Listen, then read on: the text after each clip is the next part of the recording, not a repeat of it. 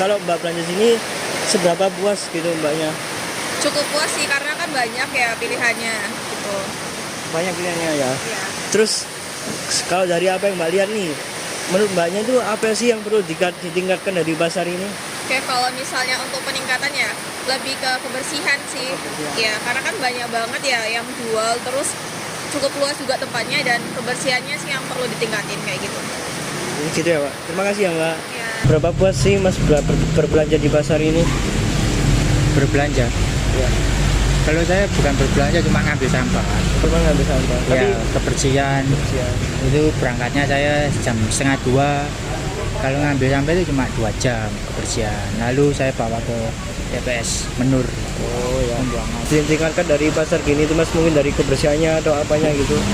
Ya biasanya kalau kebersihan itu orang pasar itu nggak pernah itu dibersihkan ya, cuma habis jualan dibuang sampahnya, jadi nggak disapu rata gitu enggak. Ya yang nyapu rata ya saya sendiri itu petugas kebersihan itu. Nah, sama itu ya kalau pasarnya itu bukanya subuh sampai pagi jam 10 atau jam 9 udah tutup itu. Makasih ya Mas. Masnya terkait adanya pasar ini Mas. Orangnya ramah-ramah sih mas. Ramah-ramah. Enak aja bang, enak aja mas.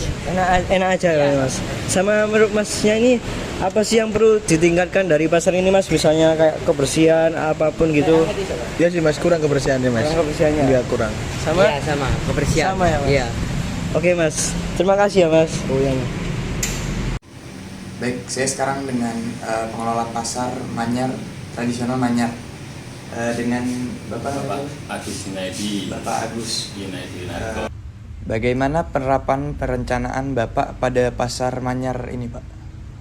Kalau kita sih ya seperti apa adanya, sudah berjalan seperti semula Mas. Jadi perencanaannya paling penataan kebersihan, penataan apa itu agar tidak mengganggu jalan, karena aktivitas di pinggir jalan ya, kita pasarnya tidak pasar permanen gitu loh. Jadi pasar insidental sifatnya, hanya pasar penyangga.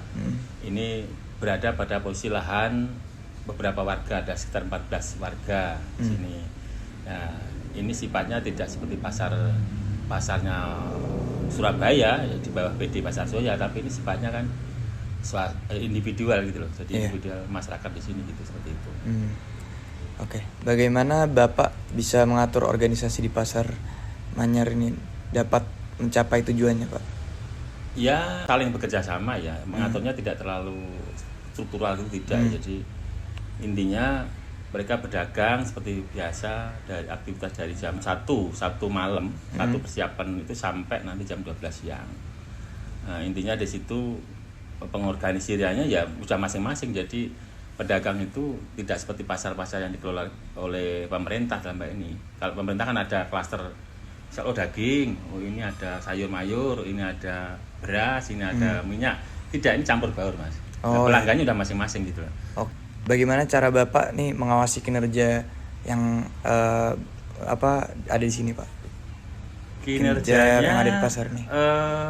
Tidak terlalu Mas, kita tidak terlalu istilahnya diatur, tidak. Jadi masing-masing karena ini masing-masing. Oh ya, baik. Jadi yang penting dia tertib, tidak mengganggu apa itu, karena di pinggir jalan tadi ya, lalu lintas ketika beraktivitas, jadi sama-sama lalu lintas lewat itu agar tidak terlalu mengganggu kan. Cara Bapak mengendalikan anggaran yang ada di sini gimana, Pak? Anggaran kita nggak ada anggaran. Nggak ada anggaran. Anggaran masing-masing. Anggaran masing-masing. Oke, baik Pak. Jadi cara Bapak ini yang terakhir, cara Bapak menyajikan laporan mengenai hasil kerja karyawannya, Pak? Menyajikan laporannya, karena kita nggak harus memberikan laporan ya Mas. Jadi intinya yang penting kita tertib, tertib tadi dalam konteks lingkungan, tidak mengganggu lingkungan, konteks umumnya juga tidak mengganggu umum dalam konteks baik itu ketertiban karena di pinggir jalan tadi, kemudian juga kebersihannya ya intinya tertata, terkontrol gitu loh. Jadi seperti itu aja jadi.